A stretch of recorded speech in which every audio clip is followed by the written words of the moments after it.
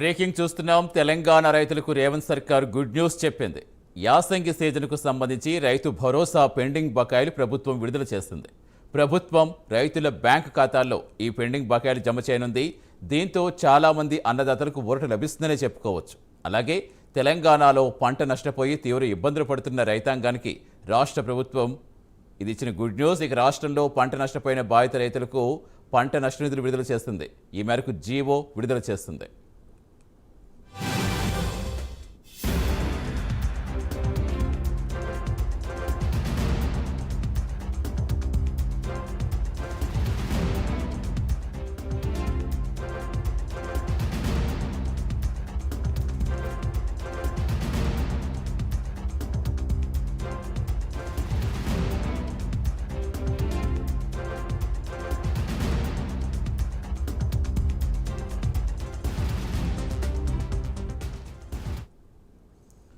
తెలంగాణ రైతులకు రేవంత్ సర్కార్ good news చెప్పింది.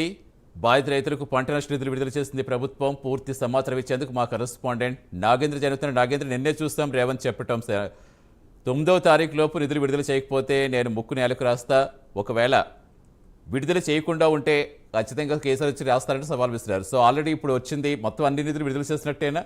ఏమంటున్నారు? ఏమని జీవో ఇచ్చారు? Thank you Sirish.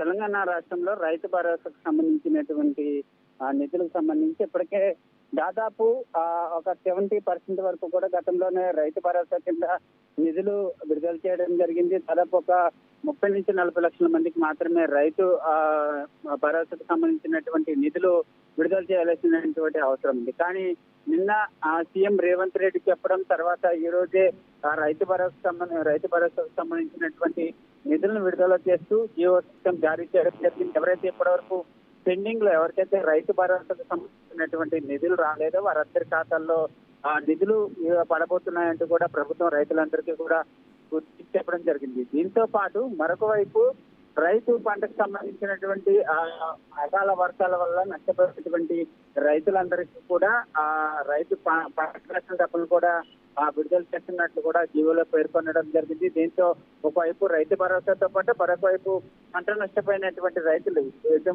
రెండు సంబంధించినటువంటి నిధులు కూడా విడుదల చేస్తున్నట్టు జీవో జారీ చేసినటువంటి నేపథ్యంలో రైతాంగం అంతా కూడా ఆనందం వ్యక్తం చేస్తున్నటువంటి పరిస్థితి అయితే కనిపిస్తుంది. మరోవైపు ప్రస్తుతం తెలంగాణ రాష్ట్రంలో ఎన్నికల ప్రచారంలో ఒకవైపు సీఎం రేవంత్ రెడ్డితో పాటు మరొకవైపు ప్రతిపక్ష పార్టీలన్నీ కూడా రైతు భరోసాకు సంబంధించినటువంటి నిధుల పైన పెద్ద ఎత్తున గందరగోళం చేస్తున్నటువంటి నేపథ్యంలో ఒకవైపు రేవంత్ రెడ్డి నిన్న చెప్పడం ఈ రోజు రైతు భరోసా సంబంధించినటువంటి నిధులతో పాటు పంట నష్టం నిధులు విడుదల చేయడంతో ఒకసారిగా కాంగ్రెస్ పార్టీకి ఇది ప్లస్ అవుతుంది. ఇది కాంగ్రెస్ పార్టీ రైతాంగం అంతా కూడా కాంగ్రెస్ పార్టీకి ఓటేస్తారు అనేటటువంటి ఆలోచనలో కూడా ప్రస్తుతం కాంగ్రెస్ నాయకులు కొంత అభిప్రాయాలు వ్యక్తం చేస్తున్నటువంటి పరిస్థితి కనిపిస్తుందని చెప్పాలి.